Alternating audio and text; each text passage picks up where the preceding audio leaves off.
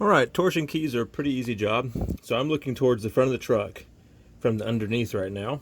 You can see this bar here in the middle of the screen. This is your torsion bar. And that rusty thing in there is the torsion key. So what we've got to do is, you can crank this bolt up and that'll actually raise the truck, but it throws off the stiffness of the suspension a little bit and makes your truck ride rough. So by getting a different key that just has a different angle to it, you can raise your truck and it'll still ride the same. So this is going to be an 18. You want to make sure you've got all the weight off the truck, and you're going to need a torsion bar unloading tool, which looks kind of like a C-clamp, but you cannot use a C-clamp, so don't do that. There's special little notches on there that coincide to this little notch inside there, and then there's a hole on top that the tool goes into above here that you can't see. So that's going to go in there. It's going to take off all the weight from this so we can safely unload the torsion key and take it off. The tool you're going to need is, you can rent it at AutoZone, 27278. You can also buy these, and there's one other kind of tool, but this one works a little bit better. Is the safest one in my opinion. It can't really slip around very easily. So with that tool, you're going to need a socket that's 1 1/16. It's a pretty big socket, so make sure you have one of those if you're going to rent that tool. But first thing I'm going to do is, I don't know if this is easy enough, I'll just screw that out. If not, I'll take the preload off with the tool. We're really low to the ground between the trucks, so I can't really set this up on a tripod, but I want to show you how it's set up here. And when I turn this wrench, you'll see the rusty part there. That's the end of the torsion key. You'll see it raise up. So it's raising up off of these threads, and now that little guy is loose. That's all you've got to do and then you've just got to, that's all you got to do to release the tension, just a little bit. Then we'll back this out the rest of the way, and we can just tap this out, and then I'll relieve the tension off of the clamp, and we should be able to get this guy out. I just pulled this bolt out that has the 18mm head. Now we can slide this little guy out of the way, and then go back with the 1 1/16 to lower the torsion key down. So you'll just lower it down until it's completely loose.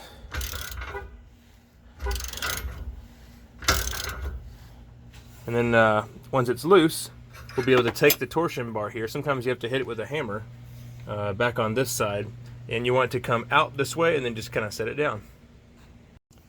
So since I can't video this real time, I want to make sure you guys have an idea of what's going on. So this shaft right here is going into there and going into the key, and the key has the same corresponding hole in it, like that. So what I'm doing is give the key some smacks, put some penetrating fluid in there, and then just wiggle this thing back and forth with the bar until that bar comes out of there. There's the old key, there's the new one, and there's the bar. So we just got to put that thing back in place. New torsion keys are installed, and I tightened up the adjusters here to the same spot that they were before. I don't know if that's going to be enough or if it's going to be too much, well, or too little, but I just figured that'd be a good starting point. If it's too high, it's easier to back them off than it is to crank them up, because you've got to raise the whole vehicle again. So I'm going to go for a drive. I'm aiming for about 2.5 inches.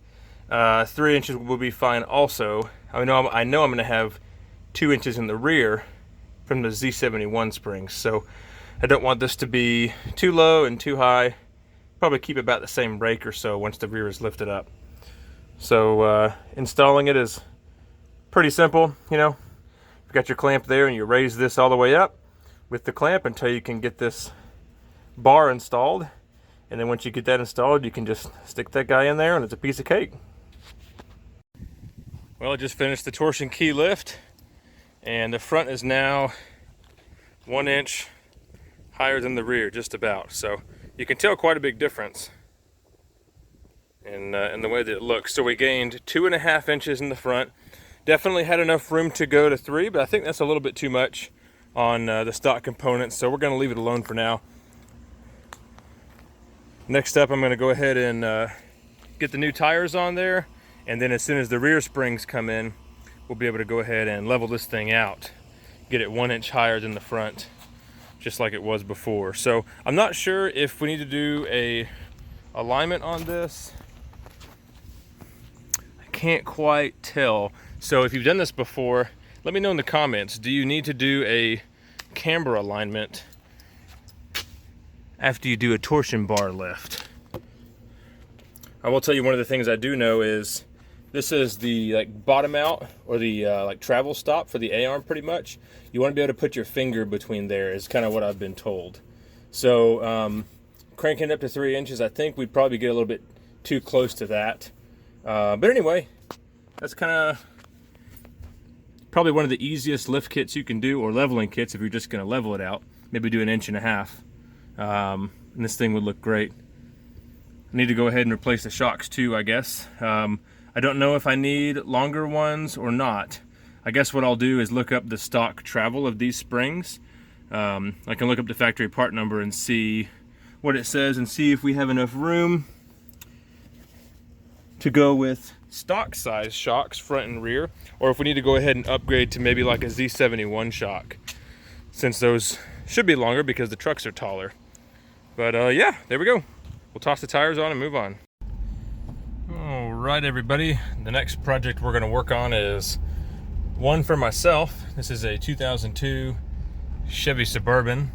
I picked it up pretty cheap. I paid $1,200 for it, and it needed NOx sensors. So I went ahead and replaced the manifold gaskets, NOx sensors, and all that jazz. Went with OEM parts, and I had a problem with the intake bolts. All the little grommets or bushings on them were worn out, and you can't buy those things for whatever reason. So I had to buy OEM bolts, which was kind of a pain in the butt. They were like $50. So what we're going to start off with is some suspension upgrades. I'm going to use this just as kind of just like a cheap tow truck and driving the kids around and stuff. So it is the 5.3. It's got 185,000 miles on it, 373 gears. And it has the GM code G80, which means it has a factory locker. So that's cool. It does have the upgraded factory tow package, which is good. I've got a brake controller that we need to install.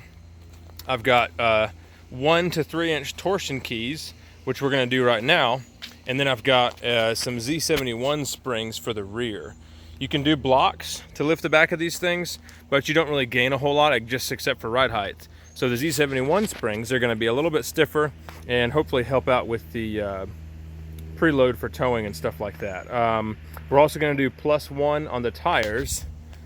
I just picked up some wheels and tires this morning. We drove about 45 minutes away and picked these up. So Yokohama Geolanders on some Chevy like truck wheels around the same year. So not too bad.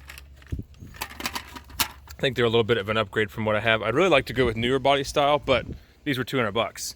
And as you can see, the tires are still really good. And these are going to be decently rated for towing too. So what we're going to do is go ahead and get started.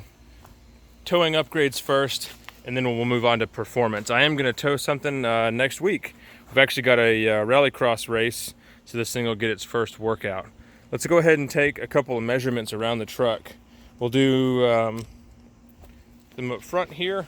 That way we can tell how much of a difference we made with our lift kit. So our first one is going to be from the ground to the fender. We're at 35 inches. And then we'll go center line of the wheel to the fender. And we're at 20.5 on the driver front.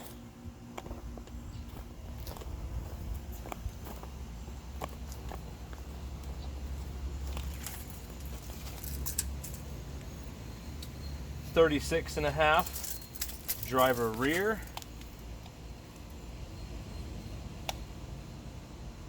And then 22 inches on the fender measurement there. Let's do the rear on this side.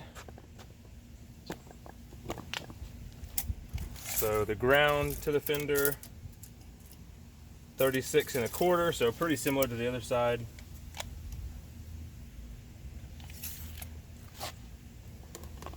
$21.5 there. And let's get this one. 35.5. And 20 7/8, so right about 21. So there we go. I'll post that in the description of this. Since I kind of ran through all those, we'll write them down. And the very first thing I'm going to do is go ahead and do these torsion keys. So I'm going to get those installed, and the Z71 rear springs haven't come in yet, so we'll have to do those a little bit later on.